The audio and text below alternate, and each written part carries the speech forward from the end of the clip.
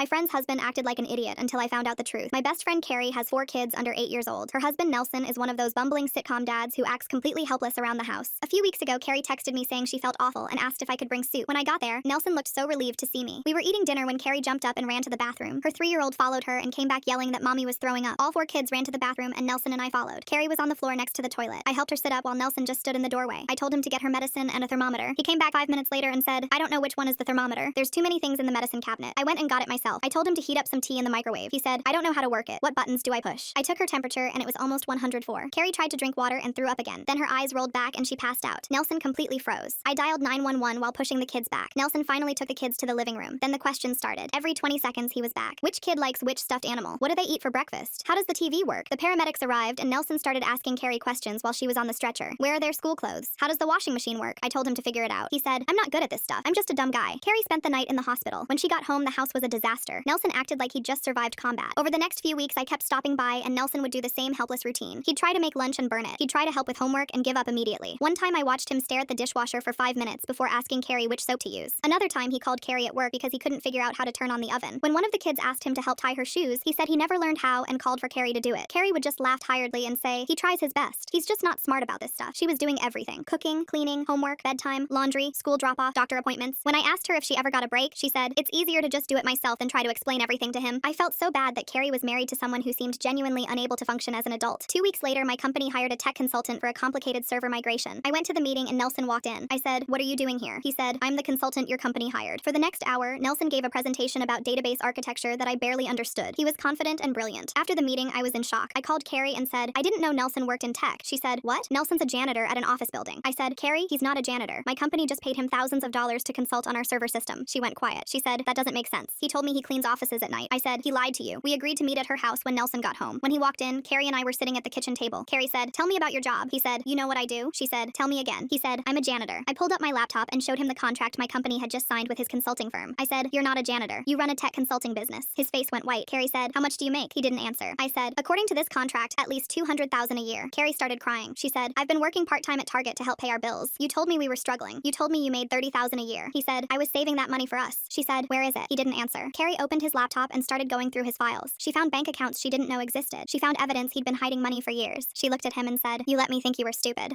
You let me think you couldn't help with the kids because you were just a dumb guy who didn't know how to work a thermometer." He said, "I never said I was stupid." She said, "You acted like it every single day so you wouldn't have to do anything. And you've been hiding money from me while I worked at Target." I said, "And you're not incompetent. You can do complicated database work, but you can't push buttons on a microwave." He said, "Those are different things." Carrie said, "Get out. Get out of my house right now." Carrie filed for divorce and got half of everything he'd been hiding. She married a new guy who's amazing with the kids.